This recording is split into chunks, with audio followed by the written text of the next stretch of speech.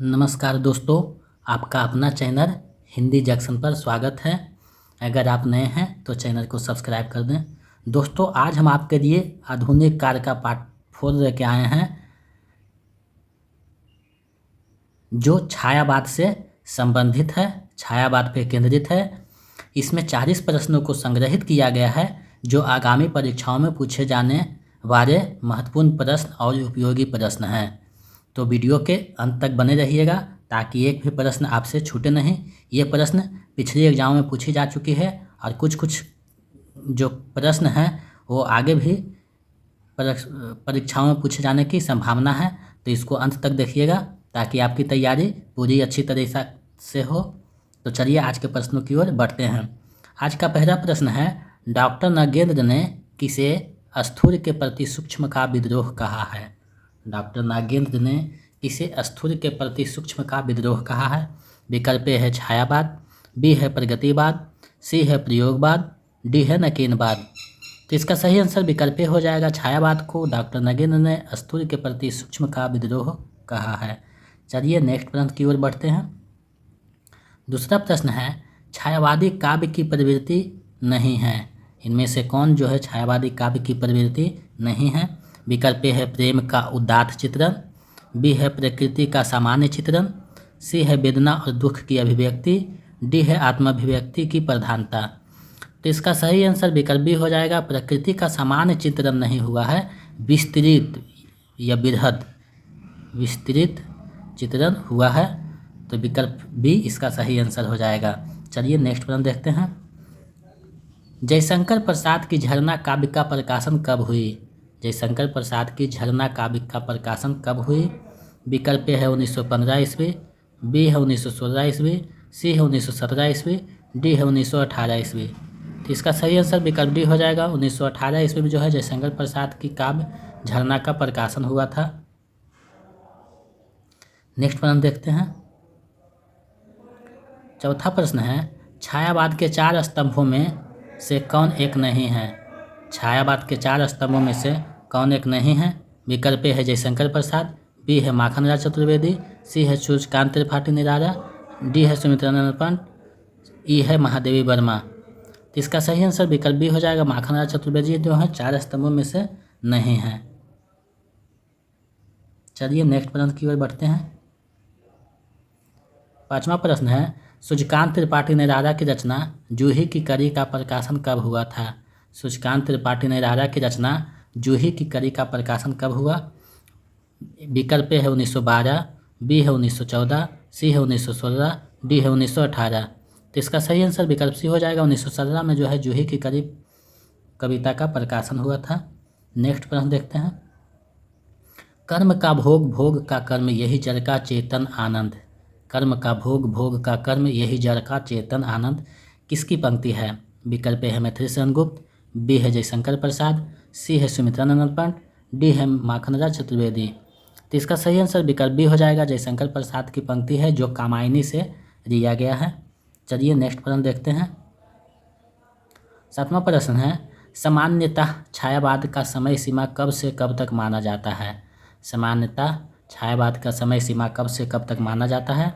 विकल्प है 1920 से 40 ईस्वी, बी है 1923 से 1938 ईस्वी, सी है 1920 से 43 ईस्वी, डी है 1918 से 36 ईस्वी। तो इसका सही आंसर विकल्प डी हो जाएगा। 1918 से 1936 ईस्वी तक जो है छायावाद का समय सीमा माना गया है। नेक्स्ट प्रश्न देखते हैं। अरविंद दर्शन का प्रभाव निम्न में से किसके काव्य पर दिखाई देता है? अरविंद दर्शन का प्रभाव निम्न में से किसके काव्य पर दिखाई देता है? विकल्प है पंत, बी है प्रसाद, सी है दिनकर, डी है निराला। तो इसका सही आंसर विकल्प ए हो जाएगा। पंत के काव्य पर जो है अरविंद दर्शन का प्रभाव दिखाई पड़ता है।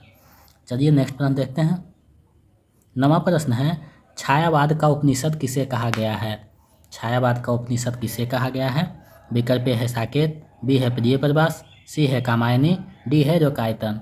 तो इसका सही आंसर विकल्प सी हो जाएगा। कामायनी को जो है छायावाद का उपनिषद कहा गया है। चलिए नेक्स्ट प्रश्न देखते हैं।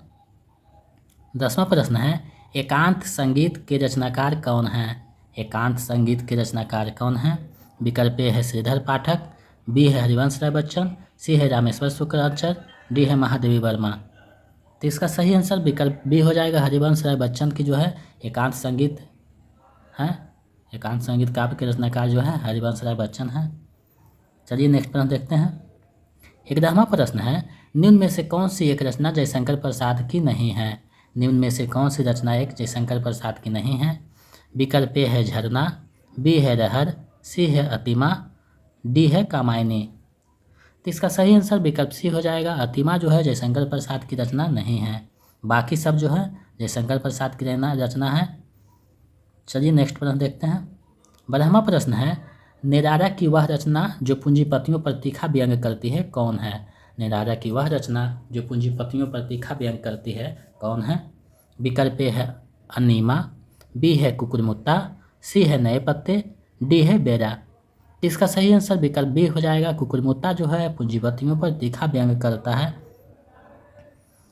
चलिए नेक्स्ट प्रश्न देखते हैं। 13वां प्रश्न है, निराला की किस कृति में उनके व्यक्तिगत जीवन का सत्य मुखरित होता है? निराला की किस कृति में उनके व्यक्तिगत जीवन का सत्य मुखरित होता है?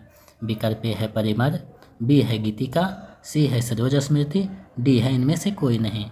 इसका सही आंसर विकल्प सी हो जाएगा। सरोज स्मृति में जो है निराला के व्यक्तिगत जीवन के सत्य मुखरित होते हैं।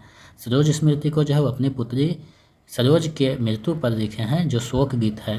ध्यान में रखिएगा, बहुत महत्वपूर्ण क्वेश्चन है ये। चलिए नेक्स्ट प्रश्न देखते हैं।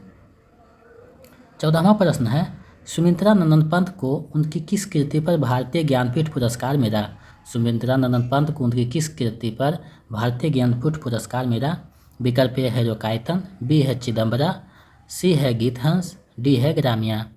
तो इसका सही आंसर विकल्प बी हो जाएगा। चिदम्बरा के लिए जो है सुमित्रा नंदन पंत को 1968 में ज्ञानपीठ पुरस्कार मिलता है। तो इसको ध्यान में रखिएगा, बहुत महत्वपूर्ण प्रश्न है ये। वीडियो के अंत तक बने रहिएगा, सारे के सारे बहुत महत्वपूर्ण प्रश्न है। 15वां प्रश्न है, सरोज स्मृति का प्रकाशन कब हुआ? सरोज स्मृति का प्रकाशन कब हुआ? विकल्प ए है 1924, बी है 1935, सी है 1936, डी है 1937। तो इसका जो है सही आंसर विकल्प सी हो जाएगा। 1936 में जो है निराला की रचना सरोज स्मृति का प्रकाशन हुआ था, जो एक शोक गीत है। और इससे सुमित्रा नंदन पंत ने अपनी पुत्री की मृत्यु पर शोक गीत लिखा था, जिससे सरोज स्मृति नाम दिया। इसका प्रकाशन 1936 में हुआ था। विकल्प सी सही हो जाएगा। चलिए नेक्स्ट प्रश्न की ओर बढ़ते हैं। 16वां प्रश्न है, किस पत्रिका ने जूही की कड़ी को छापने से यह कहकर मना कर दिया था कि यह कविता अश्लील है? किस पत्रिका ने जूही की कड़ी को छापने से यह कहकर मना कर दिया था कि यह कविता जो है अश्लील है? विकल्प ए है चांद पत्रिका, बी है माधुरी पत्रिका, सी है विशाल भारत पत्रिका, डी है सरस्वती पत्रिका। तो इसका सही आंसर विकल्प डी हो जाएगा। सरस्वती पत्रिका जो है जूही की कड़ी को अश्लील कहकर छापने से मना कर दिया था। उस समय उसके संपादक जो है महावीर प्रसाद द्विवेदी थे। चलिए नेक्स्ट प्रश्न को देखते हैं। 17वां प्रश्न है, निम्नलिखित में से कौन सा काव्य महादेवी वर्मा का नहीं है? निम्नलिखित में से कौन सा काव्य जो है महादेवी वर्मा का नहीं है? विकल्प ए है दीपशिखा, बी है साध्य गीत, सी है रजत शिखर, डी है निहार। तो इसका सही आंसर विकल्प सी हो जाएगा। रजत शिखर जो है महादेवी वर्मा की नहीं है, बाकी ये तीनों जो है महादेवी वर्मा की हैं। चलिए नेक्स्ट प्रश्न को देखते हैं। 18वां प्रश्न है, इस करुण करित हृदय में अब विकर रागनी बजती, हाहाकर स्वर में वेदना असीम गरजती। किसकी पंक्ति है? बहुत ही प्रसिद्ध पंक्ति है। विकल्प है मैथिली शरण गुप्त, बी है माखनलाल चतुर्वेदी, सी है जयशंकर प्रसाद, डी है सुमित्रा नंदन पंत। तो इसका सही आंसर जो है विकल्प सी हो जाएगा। जयशंकर प्रसाद की पंक्ति है और ये आंसू से लिया गया है। आंसू उनकी जो एक कविता है उसी से लिया गया है। चलिए नेक्स्ट प्रश्न को देखते हैं। 19वां प्रश्न है, निराला की अधिकांश कविताओं की पृष्ठभूमि में राष्ट्रीयता का रंग विद्यमान मिलेगा। किसका कथन है? निराला की अधिकांश कविताओं की पृष्ठभूमि में राष्ट्रीयता का रंग विद्यमान मिलेगा। किसका कथन है आपको बताना है। विकल्प ए है रामचंद्र शुक्ल, बी है शांति प्रिय द्विवेदी, सी है भगीरथ मित्र, डी है डॉक्टर नगेंद्र। तो इसका सही आंसर जो है विकल्प सी हो जाएगा। भगीरथ मित्र का कथन है कि निराला की अधिकांश कविताओं की पृष्ठभूमि में राष्ट्रीयता का रंग विद्यमान मिलेगा। चलिए नेक्स्ट प्रश्न देखते हैं। 20वां प्रश्न है, इनमें से कौन सी रचना सुमित्रानंदन पंत की नहीं है? इनमें से कौन सी रचना सुमित्रानंदन पंत की नहीं है? विकल्प ए है वीणा, बी है पल्लव, सी है गुंजन, डी है झरना। तो इसका सही आंसर विकल्प डी हो जाएगा। झरना जो है सुमित्रानंदन पंत की नहीं है, जयशंकर प्रसाद की है। चलिए नेक्स्ट प्रश्न को देखते हैं। 21वां प्रश्न है, छायावाद एक दार्शनिक अनुभूति है, यह किसका कथन है? छायावाद एक दार्शनिक अनुभूति है, यह किसका कथन है? आपको बताना है। विकल्प ए है जयशंकर प्रसाद, बी है शांति प्रिय द्विवेदी, सी है डॉक्टर नगेंद्र, डी है रामचंद्र शुक्ल। तो इसका सही आंसर जो है विकल्प बी हो जाएगा। शांति प्रिय द्विवेदी का कथन है कि छायावाद एक दार्शनिक अनुभूति है। चलिए नेक्स्ट प्रश्न की ओर बढ़ते हैं। 22वां प्रश्न है, निम्न में से कौन सी रचना हरिवंश राय बच्चन की नहीं है? निम्न में से कौन सी रचना हरिवंश राय बच्चन की नहीं है? विकल्प ए है मधुसारा, बी है निशा निमंत्रण, सी है एकांत संगीत, डी है भारत गीत। तो इसका सही आंसर विकल्प डी हो जाएगा। भारत गीत जो है हरिवंश राय बच्चन का नहीं है। चलिए नेक्स्ट प्रश्न को देखते हैं। 23वां प्रश्न है, शेरों की माद में आया है आज सयार, जागो फिर एक बार। किसकी पंक्ति है? शेरों की माद में आया है आज सयार, जागो फिर एक बार। विकल्प ए है जयशंकर प्रसाद, बी है सूर्यकांत त्रिपाठी निराला, सी है सुमित्रानंदन पंत, डी है मैथिसन गुप्त। तो इसका जो सही आंसर है विकल्प बी हो जाएगा। सूर्यकांत त्रिपाठी निराला की पंक्ति है। चलिए नेक्स्ट प्रश्न को देखते हैं। 24वां प्रश्न है, इनमें से मतवाला पत्रिका के संपादक कौन थे? इनमें से मतवाला पत्रिका के संपादक कौन थे? विकल्प ए है जयशंकर प्रसाद, बी है सूर्यकांत त्रिपाठी निराला, सी है सुमित्रानंदन पंत, डी है मैथिसन गुप्त। तो इसका सही आंसर विकल्प बी हो जाएगा। सूर्यकांत त्रिपाठी निराला हैं जो मतवाला पत्रिका के संपादक थे। चलिए नेक्स्ट प्रश्न की ओर बढ़ते हैं। 25वां प्रश्न है, परमात्मा की छाया आत्मा में, आत्मा की छाया परमात्मा में पड़ने लगती है तभी छायावाद की सृष्टि होती है। यह कथन किसका है? बहुत महत्वपूर्ण है। परमात्मा की छाया आत्मा में, आत्मा की छाया परमात्मा में पड़ने लगती है तभी छायावाद की सृष्टि होती है। यह कथन किसका है? विकल्प है डॉक्टर रामकुमार वर्मा, बी है डॉक्टर नगेंद्र, सी है महादेवी वर्मा, डी है रामचंद्र शुक्ल। तो इसका सही आंसर विकल्प ए हो जाएगा। डॉक्टर रामकुमार वर्मा का ये कथन है। बहुत महत्वपूर्ण है ये प्रश्न।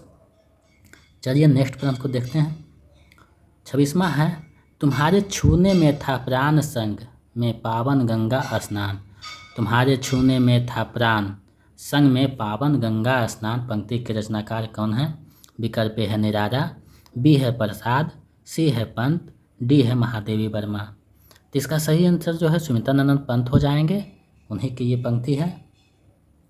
वीडियो के अंत तक बने रहिएगा। सारे के सारे बहुत महत्वपूर्ण प्रश्नों का संग्रह है जो कभी भी कोई भी परीक्षाओं में पूछे जाने की संभावना यहाँ से बनती है। तो इसको अच्छे से देखिएगा और अपना स्कोरिंग बताइएगा कमेंट में कि कितना आया है आपका, 40 में कितना सही हुआ है।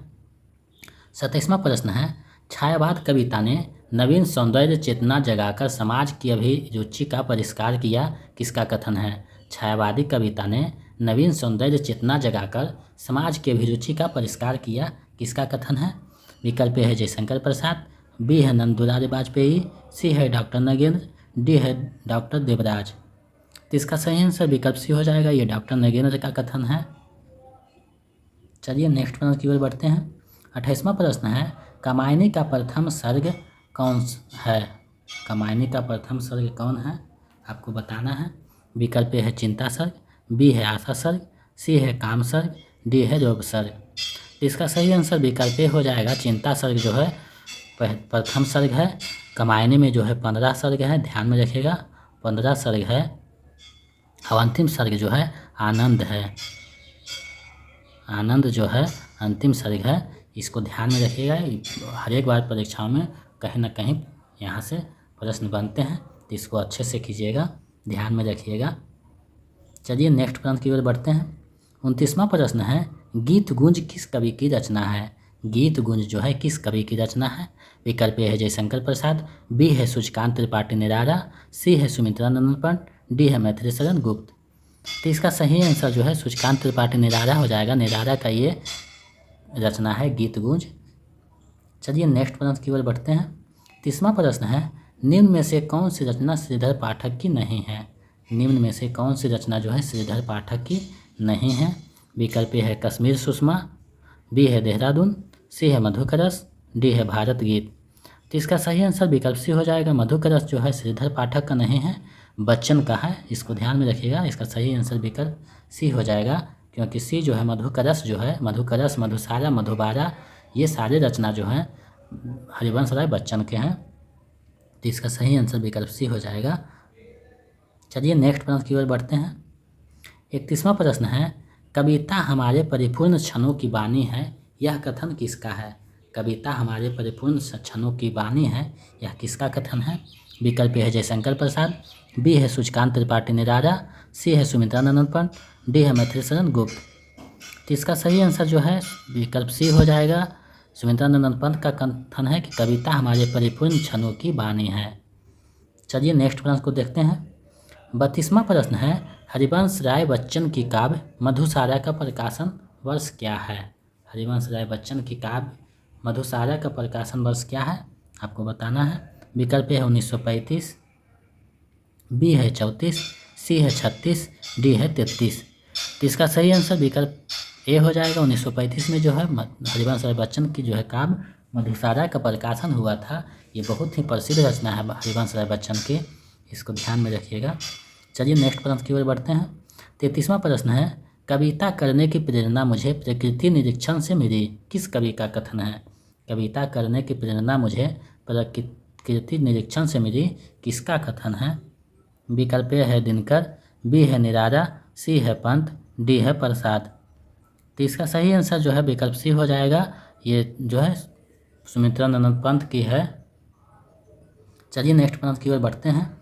34वां प्रश्न है, सुधि मेरे आगम की जग में सुख की सिहरन हो अंत खिरे। सुधि मेरे आगम की जग में सुख की सिहरन हो अंत खिरे, किसकी पंक्ति है?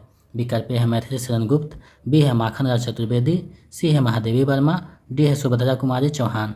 तो इसका सही आंसर विकल्प सी हो जाएगा। महादेवी वर्मा का ये जो है पंक्ति है। चलिए नेक्स्ट प्रश्न देखते हैं। 35वां प्रश्न है, हिंदी में स्वच्छंदतावाद का प्रवर्तक कवि किसे कहा जाता है?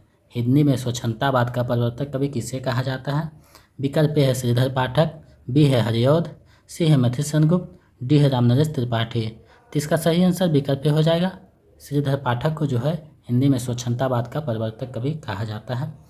चलिए नेक्स्ट प्रश्न की ओर बढ़ते हैं। 36वां प्रश्न है, निम्न में से कौन स्वच्छंदतावादी कवि नहीं है? निम्न में से कौन स्वच्छंदतावादी कवि नहीं है? विकल्प ए है हरिवंश राय बच्चन, बी है श्रीधर पाठक, सी है निराला, डी है नरेंद्र शर्मा। तो इसका सही आंसर जो है विकल्प सी हो जाएगा। निराला जो है स्वच्छंदतावादी कवि नहीं है। चलिए नेक्स्ट प्रश्न की ओर बढ़ते हैं।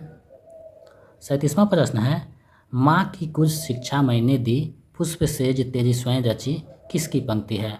माँ की कुछ शिक्षा मैंने दी, पुष्प सेज तेरी स्वयं रची, किसकी पंक्ति है? विकल्प ए है जयशंकर प्रसाद, बी है माखन लाल चतुर्वेदी, सी है निराला, डी है मैथिलीशरण गुप्त। तो इसका सही आंसर विकल्प सी हो जाएगा। ये निराला की पंक्ति है, जो उनकी शोक गीत सरोज स्मृति से दिया गया है, जो अपने पुत्री के बारे में लिखते हैं कि माँ की कुछ शिक्षा मैंने दी, पुष्प सेज तेरी स्वयं रची। क्योंकि उनकी पुत्री सरोज की माता जो है बचपन में ही गुजर गई थी, तो सारे जो है शिक्षा से लेकर पुष्प सेज जो है यही सजाए थे पिता निराला, उन्हीं की ये रचना है। चलिए नेक्स्ट प्रश्न की ओर बढ़ते हैं। 38वां प्रश्न है, बड़े बड़े साहित्यकारों की भाषा कभी जनता की भाषा नहीं होती, यह किसका विचार है? बड़े बड़े साहित्यकारों की भाषा जो कविता कभी जनता की भाषा नहीं होती, यह किसका विचार है? विकल्प ए है प्रसाद, बी है निराला, सी है पंत, डी है दिनकर। तो इसका जो सही आंसर विकल्प बी हो जाएगा। ये सूर्यकांत त्रिपाठी निराला के विचार हैं। चलिए नेक्स्ट प्रश्न की ओर बढ़ते हैं। 39वां है, मुक्त काव्य कभी अनर्थकारी नहीं होता, किंतु उससे साहित्य में एक प्रकार की चेतना फैलती है, यह कथन किसका है? मुक्त काव्य कभी अनर्थकारी नहीं होता, किंतु उससे साहित्य में एक प्रकार की चेतना फैलती है, यह कथन किसका है? आपको बताना है। विकल्प ए है निराला, बी है पंत, सी है प्रसाद, डी है डॉक्टर नगेंद्र। तो इसका सही आंसर जो है विकल्प ए हो जाएगा। सूर्यकांत त्रिपाठी निराला का ये कथन है कि मुक्त काव्य कभी अनर्थकारी नहीं होता, किंतु उससे साहित्य में एक प्रकार की चेतना फैलती है। चलिए इस वीडियो का अंतिम और 40वां प्रश्न देखते हैं। 40वां प्रश्न है, अलंकार केवल वाणी की सजावट के लिए नहीं है, भाव की अभिव्यक्ति के विशेष द्वार हैं। यह कथन किसका है? अलंकार केवल वाणी की सजावट के लिए नहीं है, भाव की अभिव्यक्ति के विशेष द्वार है। यह किसका कथन है? विकल्प है शांति प्रिय द्विवेदी, बी है सुमित्रानंद पंत, सी है जयशंकर प्रसाद, डी है नंदुलाल वाजपेयी। तो इसका सही आंसर जो है विकल्प बी हो जाएगा, सुमित्रानंद पंत की ये जो है कथन है। तो ये आज के महत्वपूर्ण प्रश्नों का संग्रह था, जो प्रत्येक प्रश्न जो है महत्वपूर्ण था, इसको आप अच्छे से कीजिएगा। आज का प्रश्न आप लोगों के लिए है, युगांत किसकी रचना है? युगांत किसकी रचना है, ये आप इसका जवाब आप कमेंट सेक्शन में दीजिएगा। युगांत से ही छायावाद का अंत हुआ। युगांत का जो घोषणा है कभी करते हैं युगांत लिखकर, तो ये बहुत प्रसिद्ध रचना है। तो ये युगांत जो है किसकी रचना है, इसका जवाब आप लोग कमेंट सेक्शन में दीजिएगा, ताकि हम समझ पाएँ कि आप लोग भी गहरी जानकारी रखते हैं और तैयारी में मन से लगे हुए हैं। और अगर हम हमारे पिछले वीडियो देखना चाहते हैं तो डिस्क्रिप्शन में उसका लिंक दिया हुआ है, वहाँ से आप पिछले वीडियो को देख सकते हैं, जो समान हिंदी का है, आदिकाल का है, रीतिकार का है, भक्तिकार का है, सारे का प्लेलिस्ट बना हुआ है। उसका लिंक डिस्क्रिप्शन में दिया हुआ है, वहाँ से आप देख सकते हैं और तैयारी को मजबूत कर सकते हैं। अगर आप नए हैं तो चैनल को सब्सक्राइब कर दें, ताकि मैं इसी तरह आपके लिए महत्वपूर्ण प्रश्नों का सीरीज लेकर उपस्थित होता रहूं। बहुत बहुत धन्यवाद।